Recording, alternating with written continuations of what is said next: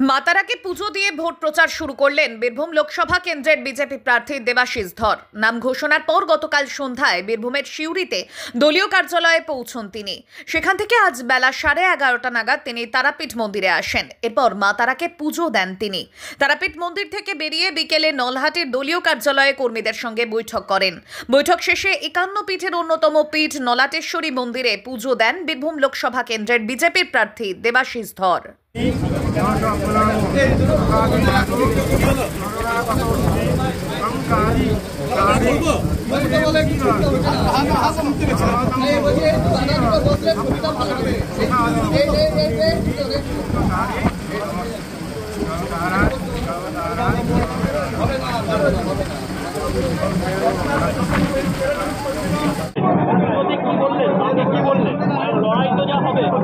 দেখুন, মায়ের কাছে সন্তান চায়, সে মায়ের সর্বশ্রেষ্ঠ সন্তান হবে।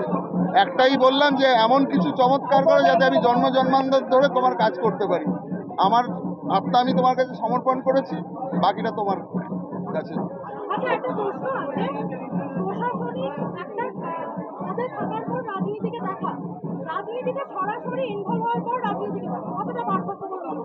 দেখুন, এখানে এখন আমি সরাসরি মানুষের হয়ে কাজ করতে এসেছি।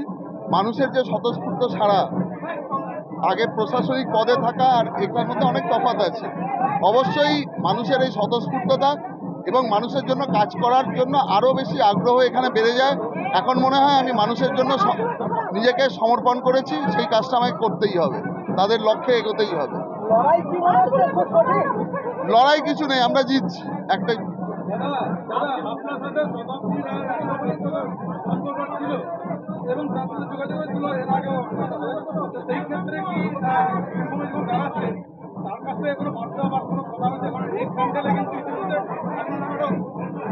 দেখুন, উনি ওটা বলেওছেন, ওটা উনি করেননি এবং তার জন্য বলেছেন, আমি প্রশাসনকে বলেছি দেখার জন্য, প্রশাসন দেখুক ওটা সত্যিই কে করেছেন। আর আবার বলছি, লড়াইটা ব্যক্তিগত কোনো লড়াই নয়, দুটো রাজনৈতিক দলের মতাদর্শের লড়াই। আমাদের রাজনৈতিক দল নরেন্দ্র মোদী মাননীয় প্রধানমন্ত্রীর নেতৃত্বে যে কাজ করে চলেছে এবং ভারতবর্ষকে সর্ববৃহৎ স্থানে নিয়ে যাওয়ার চেষ্টা করছে বিশ্বের জগতে, এটা কোনো এর কোনো তুলনা হয় না।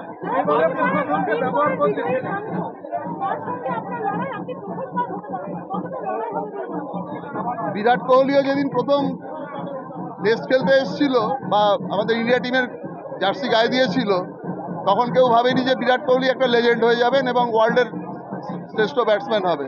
সেরকম 3বার কেন, যদি উনি 10বারেরও সাংসদ হতেন, ওটা কোনো যায় আসে না।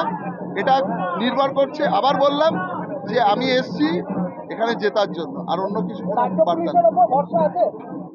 অবশ্যই কেন্দ্রীয় বাহিনীকে তো ইলেকশন কমিশন ডেপুট করেছে ইলেকশনটা করার জন্য, এটা তো কোনো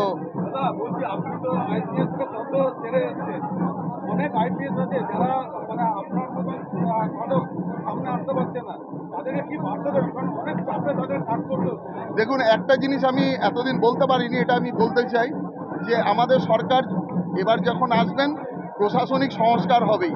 এই যে দীর্ঘ 50-60 বছরের যে সিস্টেম চলে আসছে, এবং এই সিস্টেম যদি না চেঞ্জ হয়, এই দলদাস হয়ে কাজ করার ব্যাপারটা এখান থেকে পরিবর্তন হবেই এবং আমরা এটা করেই ছাড়বো লোকসভায়।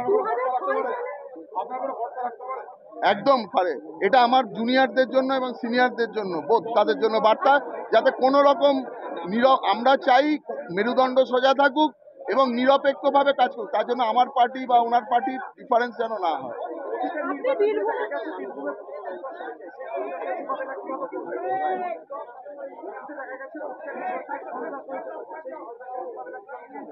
সেই সন্ত্রাসের মোকাবেলা করার জন্যই ইলেকশন কমিশন সচেষ্ট আছে এবং আমরা বিভিন্নভাবে যা আমরা যে ব্যাপারগুলো আমরা পাচ্ছি সেগুলো আমরা টাইম টু টাইম জানাবো এবং আশা করব এবার ইলেকশন অত্যন্ত শান্তিপূর্ণ হবে।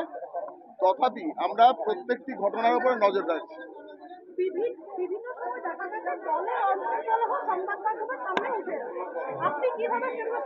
প্রথমত কোনো কলহ নেই। প্রথম কথা, কোনো ঘরে যদি 3-4 জন ভাই থাকে, প্রত্যেকের আলাদা ওপিনিয়ন অনেক সময় ফর্ম করে, এটা কোনো ব্যাপার নয়। আমাদের পার্টি সবচেয়ে বেশি মানে সুশৃঙ্খল পার্টি। এখানে যিনি নেতৃত্ব যা কথা বলেন সেটাই আমরা সকলে মেনে চলি। শতাব্দীরাই বলেছেন আপনি কোনো প্রতিপক্ষই নন ওনার কাছে, তো কি মনে করছেন? উনি ভয় আগে নার্ভ হারিয়ে ফেলছেন, এটা তো সেটা তো ওনার আরো যদি মনে হয় আরো কিছু উনি ক্যান্ডিডেট বাদ দিয়ে ওনার প্রতিপক্ষ বাড়িয়ে আমরা জিতছি, আমরা আর কিছু ভাবছি না। হ্যাঁ, শীতলকুচিতে কত বড় ভাওতা ছিল মানুষ এটা বুঝেছে। ওই যে একটি অডিও ক্লিপ যে এসপি কে ফাঁসাও, আর আমরা অ্যাটলিস্ট কোনো বকটুয়ের মতো ঘটনা ঘটাই না। এবং সংখ্যালঘুদের জন্য এটা আমাদের বার্তা যে কি ঘটেছে, আপনারা অ্যাকিউজ, একদিকে ভিকটিম, আপনাদের কি কাজে ইউজ করে এবং ওই মানুষগুলোকে যৌতুক দিয়ে যেভাবে পুড়িয়ে মারা হয়েছে, আমার মনে হয় এটা ভালো করে বোঝা উচিত। আর সুশাসনটা অত্যন্ত ইম্পর্টেন্ট।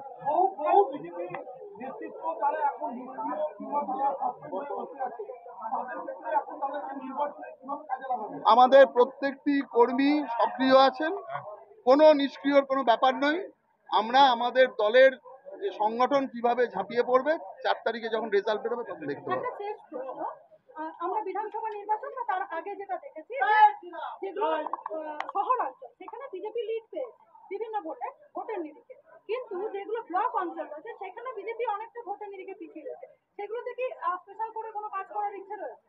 দেখুন, আমরা আমাদের হোমওয়ার্ক বা স্ট্র্যাটেজি তো ডিসক্লোজ করতে পারি না, তবে গ্রামাঞ্চলে মানুষের এবারে সব থেকে বেশি ইনভলভমেন্ট বা আমরা ওখান থেকে সব থেকে বেশি লিড পাবো এই কারণেই, এই মাত্রা ছাড়া দুর্নীতি, চাকরি চুরি, বালি চুরি, গরু চুরি, সব থেকে বড় কথা মিড ডে মিলের চাল চুরি, তারপরে আবাস যোজনার টাকা চুরি, বাথরুম পায়খানার টাকা চুরি।